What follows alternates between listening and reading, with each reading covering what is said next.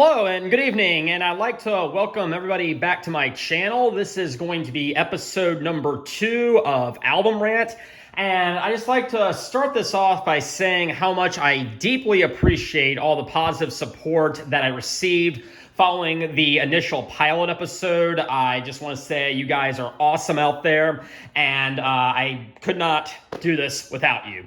So having said all that and getting all that out of the way, the subject of tonight's review is going to be an artist known as Deep Purple.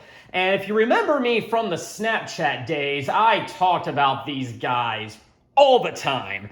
And I actually did review this album on Snapchat, but I never did on YouTube, so I am going to give this an official episode, and this is it right here. And I'm going to be focusing tonight on their 4th studio release called In Rock, or Deep Purple in Rock, however you want to say it. I've heard it called both of them, so I really don't know. But I guess in the grand scheme of things, it doesn't really matter.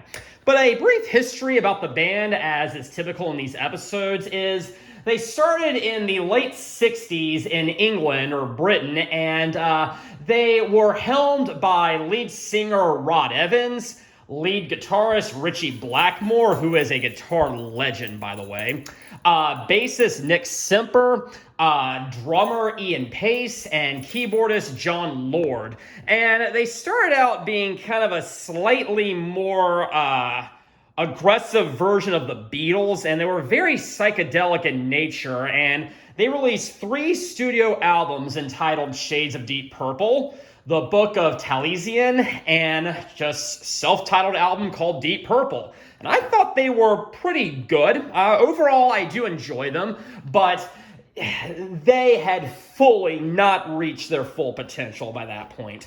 But what happened was in the late 70s, there was a lineup change, and Deep Purple is actually very well known for lineup changes. They've gone through a revolving door of artists and group members. But they had their first lineup change after those first 3 initial albums, and Rod Evans was removed and he was replaced by Ian Gillan. And then Nick Semper on bass was removed and replaced by bassist Roger Glover. And that was and what we have right here is the first album, the 4th album altogether, but the very first one with the classic Mark II lineup. And in my opinion, this is where the band really took off. They kind of ditched all the psychedelicness. I don't even know if that's a word, but whatever. And they kind of replaced it with pure, raw, hard rock. And I've heard an argument that they are one of the very first heavy metal artists. I don't know if I stand by that, but there's an argument to be made, I will say that. So let's go ahead and dive into this thing. We have a nice little fold right here, and over here we have lyrics. We have, very first song is Speed King, then we have Bloodsucker, then Child in Time, then Flight of the Rat, and where are we? Then we have Into the Fire, Living Wreck, and Hard Lovin' Man. Yeah. And here we have the group members. To my discredit, I do not know which one is which, so I'm pretty sure second guy is Ian Gillan. But we also have Richie Blackmore, we have Roger Glover, John Lord, and Ian Pace. And those are the songs right there and a brief synopsis of each one. But taking a look at these, actually, we'll just go back here. But taking a look at these, side 1 kicks off with Speed King, and it's a very fast song. And it seems to be a tribute to some of the more popular rock and roll artists of the 50s and early 60s, namely Chuck Berry and Little Richard, and it's good. I mean, it's not my favorite, but I still like it. But then things get kicked up into gear with the second track called Bloodsucker. This thing is raw, this thing is aggressive, and boy does Ian Gillan kill it on the vocals. Wow, that guy was a screamer. And whether you consider this heavy metal or not, I could go either way.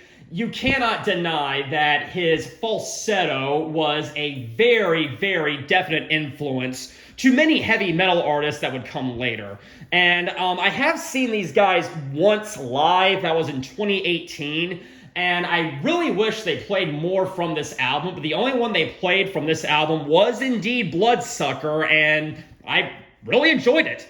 But then we have the big highlight from side one, Child in Time. This thing is an instrumental masterpiece. It is over 10 minutes long. It starts out very mellow, very melodic. It's got some nice keyboarding from John Lord, and this thing builds up and builds up and builds up, and by the time we get to about the 3.5 minute mark, it just erupts into this massive guitar solo, which is one of my very, very famous. Ritchie Blackmore absolutely kills it on Child in Time. But then halfway through, it starts all over again, and it happens once again. So it's kind of broken up into two parts. They both start the same way, but they end differently. And so those are kind of the two segments of Child in Time. But it's the story of a loser. It could be you. So anyways, that is going to conclude side one. And hands down, my favorite from side one is Child in Time. And it's not even close. I really, really wish Deep Purple would play that song in concert. In fact, there are a lot of songs I wish they would play in concert that they just won't. But Child in Time is probably the main one. Now we move to side two, and it kicks off very well with Flight of the Rat. Another very, very fast song. It's about 7 minutes or so. And again, Blackmore and Gillan, they are on their A game here, okay?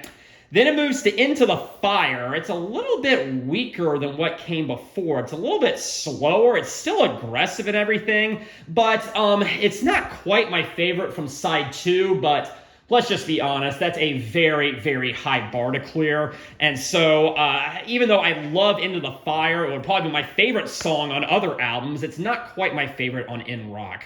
Then we have Living Wreck. I know some people really love this one.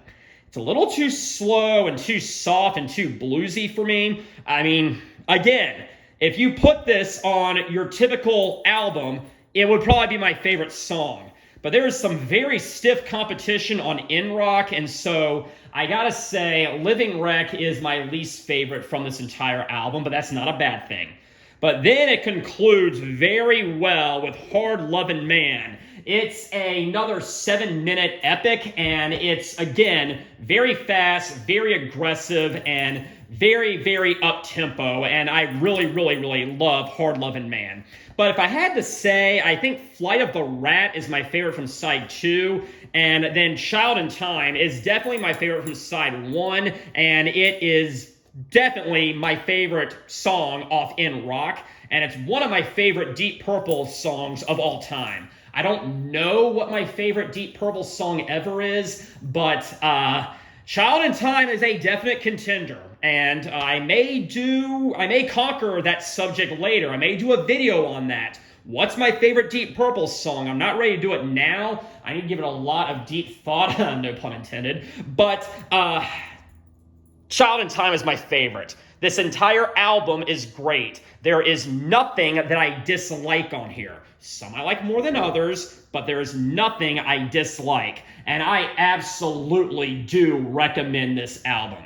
1970 was a huge turning point for hard rock music and is often considered to be the birth year, I guess, birthday, birth year, whatever, of heavy metal, because there were many artists that came around that point, such as Black Sabbath, Deep Purple, Led Zeppelin starts kicking it up, Uriah Heep comes along, Lucifer's Friend is around, all of which had a profound impact on 80s and 90s heavy metal. And so, guys, I absolutely do recommend In Rock. It is a classic, and it's one of the greatest albums ever made.